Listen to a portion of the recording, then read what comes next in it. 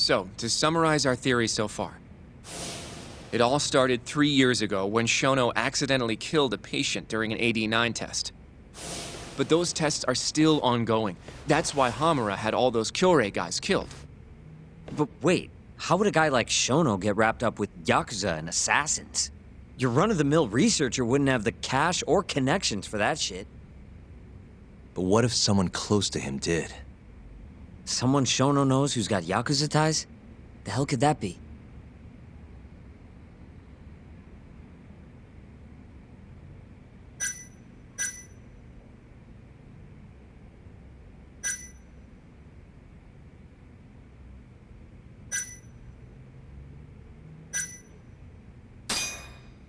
The Minister of Health.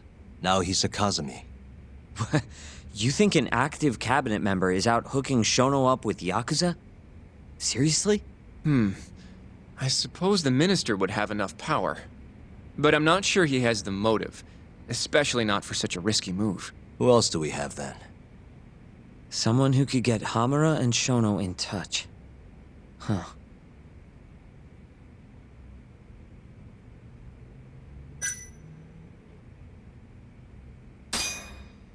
Ryusuke Kido, director of the ADDC. Oh, I see what you mean. Kido would have access to ADDC funding. There's even been talk of him having ties to the Yakuza somehow, right? I think you've cracked it, Yagami-san. It had to be Kido. I don't know if that's really true. Why?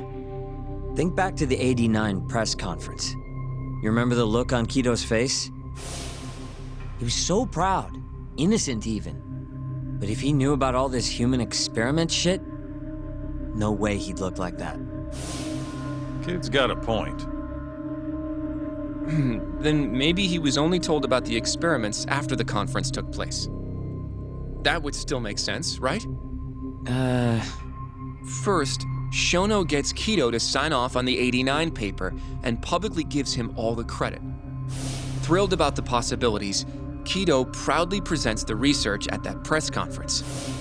There's no turning back after that, even if he found out about the experiments. That's probably how Shono got Kido on his side. He then used Kido's funding and connections to bring in Hamura and the Mole. It feels like all the pieces are falling into place. That means Kido's not actually the one in charge. Right. Shono is behind everything. Let's say you're right. When did Shono start using this guy? When was the Mole's first murder?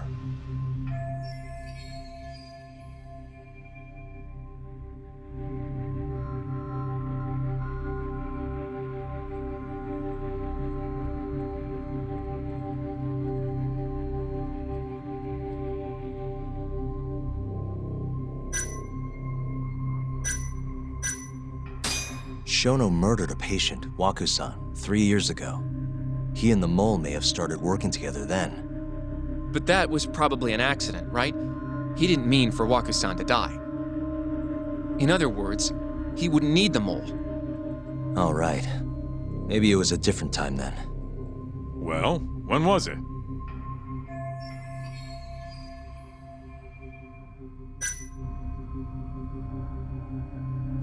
Probably Hashiki's death 6 months ago. And why do you say that? Hashiki inching closer to the truth about '89 was a serious problem for Shono. But as we know, Shono was in a taxi at the time of the beating. Meaning someone else must have been responsible for Hashiki's death.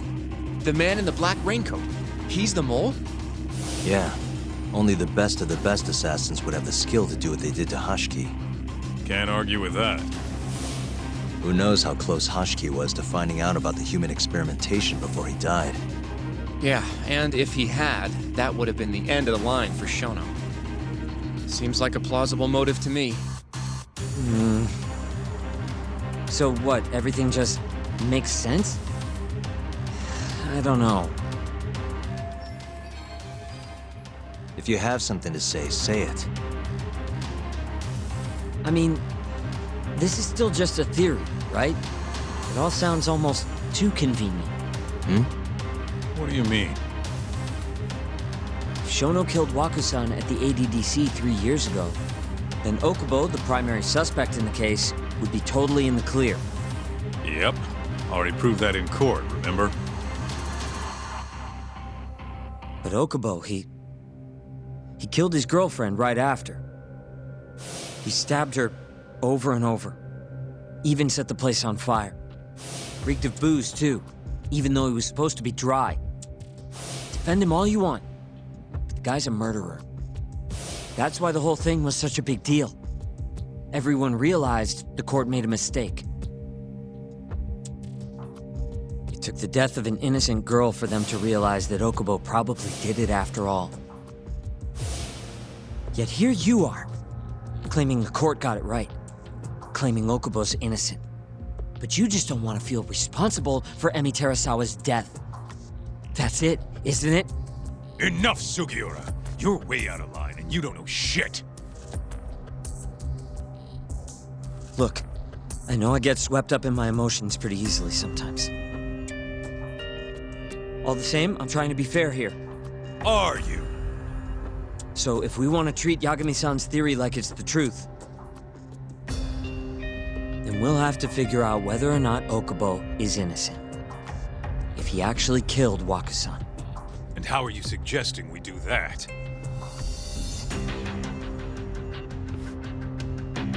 It's simple.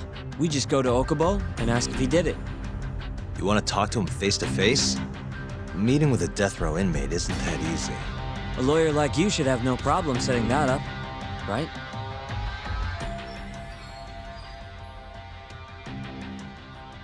You can't stand me, though.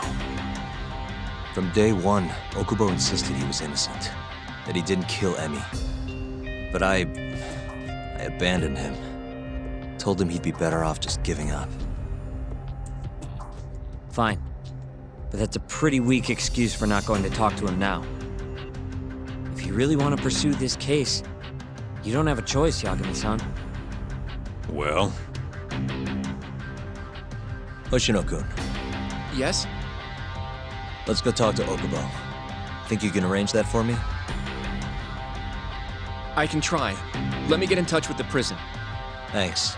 I'll be at Genda's if you want to find me. Looking over the old case files. All right.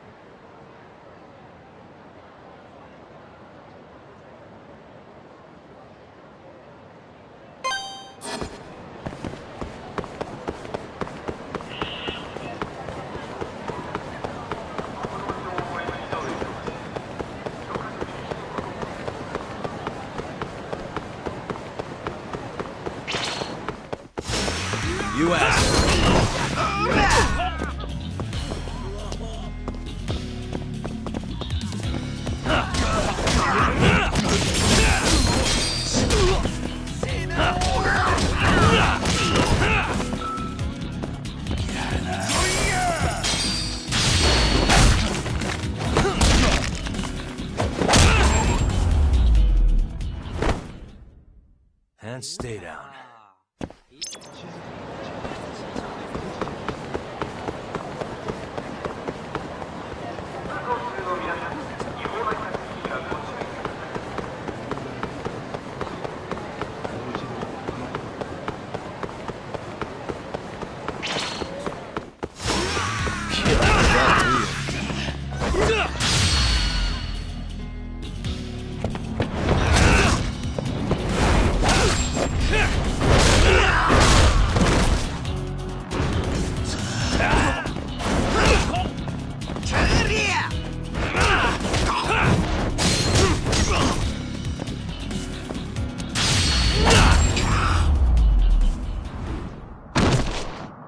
Really, guys?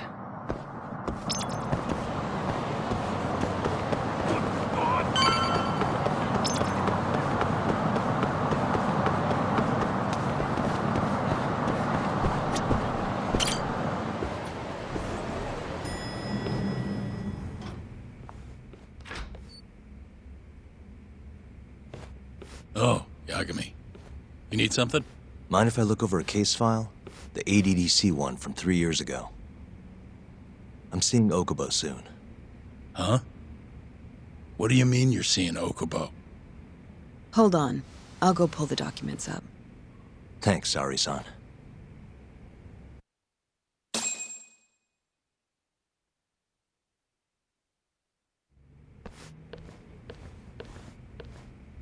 How's it going, Yagami-san? Oh, not bad. What do you have there? The files for Emi Terasawa's case. I thought they might be useful too. Well, Yagami-san, I think you should look them over if you're going to talk to Okubo. If you really don't need them, just leave them here. I'll put everything back later.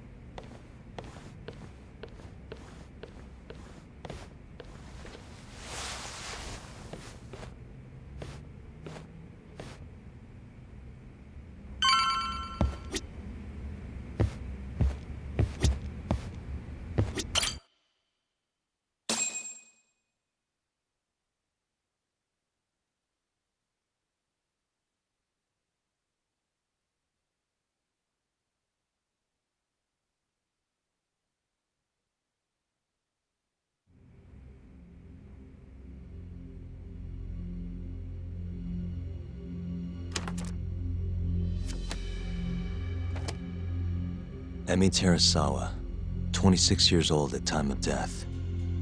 December 2nd, 2015, about 11 p.m. Her body is found on the second floor of a burnt-out apartment building. 15 stab wounds to the chest, presumably inflicted while she was still alive. Cause of death? Blood loss. No ash in her lungs, so she didn't inhale any smoke. Emi died before the fire started.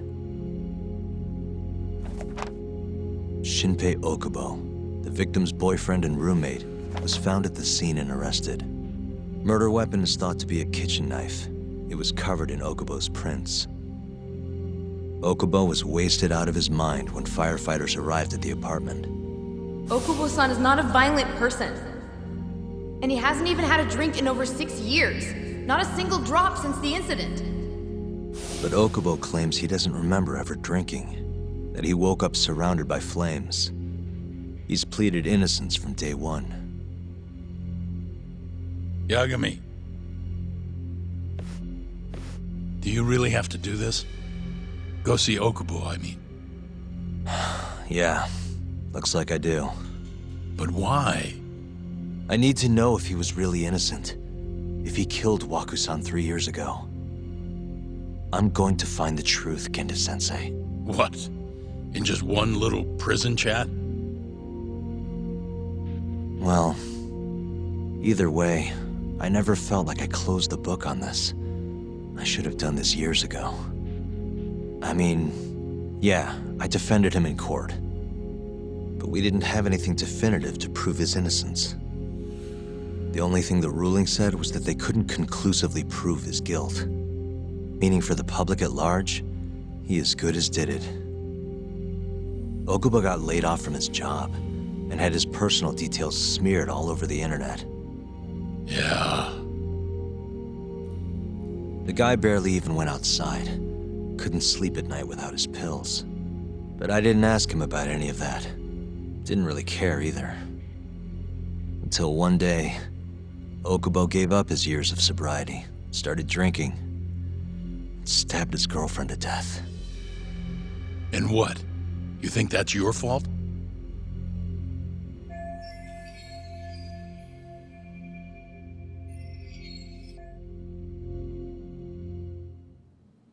I helped set a murderer loose on the world. In other words, Emmy died because of me.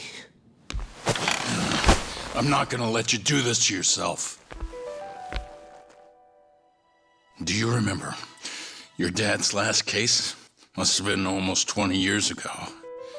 Do you, Yagami? Yeah. No way I could forget. The defendant in that case raped and murdered a 15-year-old girl.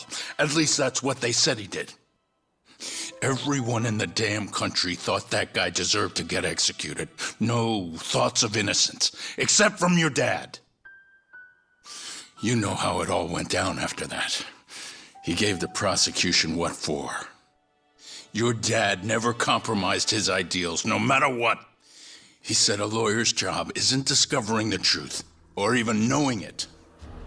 It's proving the prosecution doesn't have enough evidence to convict. Do you understand? That's how he saw the defense's role. It takes some real guts to say that. That's why you looked up to him. And you would have never become an attorney without his influence. In the beginning, sure I did. But you know, a lot happened afterward, with my dad, and with me too. Yeah. It's possible the defendant actually was guilty. Raped the girl, killed her in cold blood. He disappeared almost immediately after the trial. So, all of the hatred, all of the anger people felt was thrown onto my dad. Not long after, he and my mom were killed by the victim's father.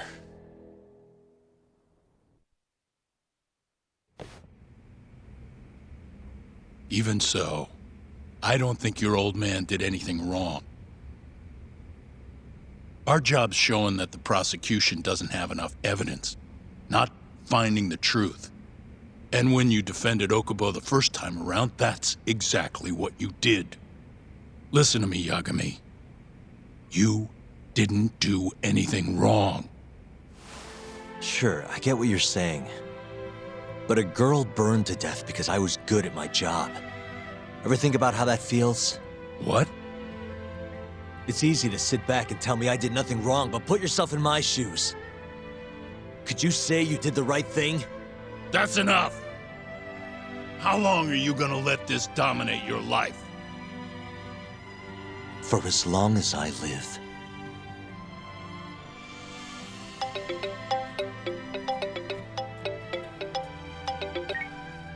Yagami speaking. Hey, it's Hoshino. I've arranged our chat with Okubo. Meet me at the taxi stand on West Shichifuku Street.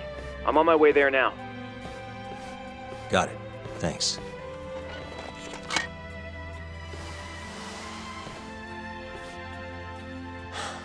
I appreciate the concern. I've said all I wanted to say. It's fine. I half knew you weren't gonna listen anyway. Genda-sensei. Hmm? You and I both saw what happens when you don't pursue the truth. I can't let that go. I won't.